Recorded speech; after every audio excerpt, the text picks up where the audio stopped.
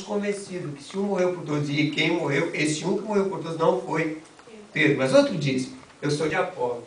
Apolo é eloquente. Apolo, ele fala e as palavras lhe fluem, ele vai falando e falando, ele conhece as velhas escrituras, ele conhece o Velho Testamento, ele é tremendo, poderoso para convencer os judeus de que Jesus é o Messias. Apolo é um homem que a gente fica assim com os olhos arreganhados, a boca aberta, ouvindo falar. E Paulo de novo faz uma pergunta. Morreu Apolo por vós? Foi Apolo crucificado por vós? Outros dizem, eu sou de Paulo. É tão fácil ser de Paulo, né, gente? Mesmo hoje, de vez em quando, a gente tem quase a tentação de dizer, eu sou de Paulo. Eu gosto das cartas de Paulo. Eu gosto do modo de Paulo ensinar, escrever. Que servo brilhante de Deus não foi o nosso amado irmão apóstolo Paulo, não é verdade? Tão fácil nós esquecermos que também não foi Paulo que morreu por nós. E é ele mesmo que também faz as perguntas, foi Paulo crucificado por vocês? Morreu Paulo em vosso lugar? A motivação que nós temos quando nós chegamos e olhamos para essas coisas que dividiu os irmãos do princípio, divide até hoje. Na carta aos Romanos, no capítulo 14, Paulo está dando um parecer acerca de umas divisões que eles estavam tendo acerca de alimentação.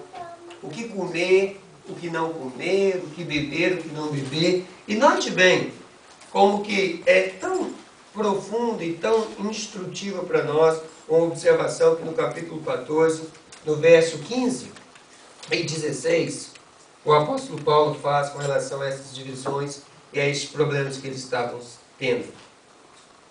Verso 15, se por causa da comida se contrista teu irmão, já não andas conforme o amor. O que é que nos constrange? O amor de Cristo. Mas se por causa da comida se contrista o teu irmão, já não andas conforme o amor. E ele encerra esse verso dizendo, não faças perecer por causa da tua comida aquele por quem Cristo morreu. Verso 16, não seja blasfemado o vosso bem. Os amados chegados, sejam bem-vindos, tá?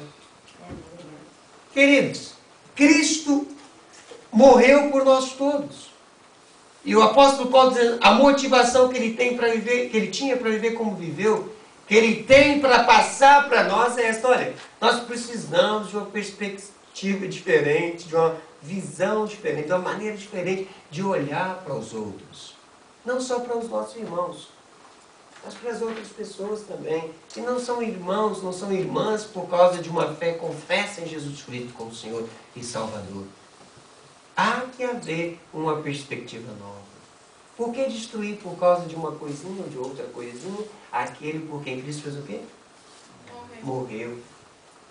Que motivação abençoada, motivados por uma nova perspectiva em relação às outras pessoas. Como é que eu olho as outras pessoas? Eu não censuro, mas de vez em quando nós olhamos para as outras pessoas medindo. É maior ou menor do que eu? Tem mais ou tem menos do que eu? Sabe mais ou sabe menos do que eu? Se veste mais bonito ou mais feio do que eu? Entendeu? Corta o cabelo mais bonito ou mais feio do que eu? É mais alto, mais baixo, mais magro, mais gordo? Ou ao contrário? Fala mal de magro, não viu? Nem de gordo. Cada um defende sua classe. A motivação que nós precisamos ter, uma perspectiva legal, uma perspectiva divina, uma perspectiva boa acerca das outras pessoas.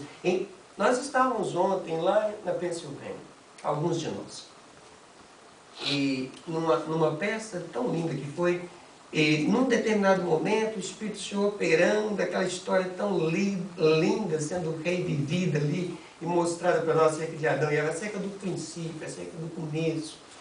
E eu esqueci por um pouco o cenário, o palco, e eu viajei por aquelas tantas cabeças na penumbra, estava tão escuro, e os olhos e as cabeças estão voltadas para a cena que acontecia, e meu coração enchia de compaixão, porque eu fiquei olhando e imaginando dentro de cada pessoa, novinho, mais ou menos velhinho, dentro de cada pessoa ali compenetrada, concentrada no que estava acontecendo. um coraçãozinho que bate. Às vezes cheio de temores, cheio de questionamentos, cheio de preocupações. Uma alma e um espírito presenteados por Deus. Corpos tão frágeis, alguns tão velhinhos, né? E já estão na hora quase de partir. Outros tão jovens, tão viris, mas tão cheios de ilusão de que são alguma coisa e que absolutamente não somos nada. Tão frágeis, tão frágil a nossa carcaça, amados. O nosso corpo físico. Nesse capítulo 5 de 2 aos Coríntios que lemos, Paulo começa pensando nisso, ele começa escrevendo, se essa nossa casa terrestre se desfizer, nós temos uma casa celeste, eterna nos céus para nós. Eu fiquei olhando aquele monte de cabecinhas e vendo o quanto que Deus ama, o quanto que Deus se importa com cada um de nós. Quando mandou Jonas pregar lá em Nínive, Jonas falou, Deus me livre, Nínive é a cidade mais perversa daquela época, um povo terrível, pecadores tremendos contra Deus. Jonas, o profeta, Deus falou o quê? Pregar para eles? Quantos dias o Senhor falou que vai levar para destruir? 40. O Senhor está chamando quem? Eu que vou avisá-los, se eles não se arrependerem em 40 dias, o Senhor acaba com eles? Vou fugir, vou andar por aí os 40 dias, mas lá eu não vou, eu quero que eles se arrebentem todos. São terríveis demais aquelas pessoas. E Jonas começa a descer, ele desceu de uma cidade para outra, pegou um navio, desceu por porão do navio, e por fim, porque Deus tem amor e compaixão por aquelas tantas mil almas, 120 mil almas, Deus fala no final do livro do profeta Jonas, daquela grande cidade de Nínive.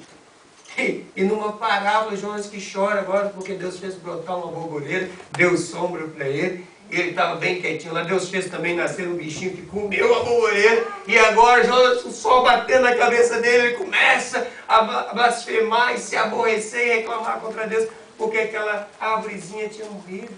Vem cá, você não plantou, você não regou, você não fez nada para crescer. De repente, é essa a perspectiva que você tem com relação à borboleta e com relação às tantas mil almas aqui em Nínive. Você quer que elas morram, que elas se danem. Não hei de ter... esse texto me encanta tanto, amados. Como Deus termina perguntando para Jonas, é razoável esse teu descontentamento? Não plantou, não regou, não fez nada, está chorando agora por ela. Mas e essas almas? E essas vidas? Que motivação nós temos para ser diferente, amados? Para falar de Jesus. Para deixar que os outros saibam que Cristo, esperança da glória, vive em nós. A primeira é a nossa convicção. Você crê mesmo que Jesus Cristo morreu por todos? Que todo aquele que nele crê pode ter a vida eterna? Porque Deus amou o mundo de tal maneira para que deu seu Filho unigênito, para que todo aquele que nele crê, todo aquele que nele crê, não pereça, mas tenha a vida eterna. Porque Deus não enviou o seu Filho ao mundo para condenar o mundo, mas para que o mundo fosse salvo por ele. Você crê mesmo nisso? É sua convicção?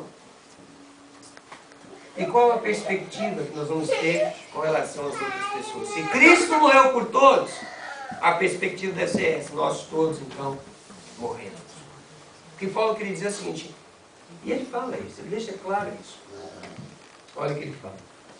Deixa eu voltar para o nosso texto. Os Coríntios, 2 aos Coríntios, capítulo 5.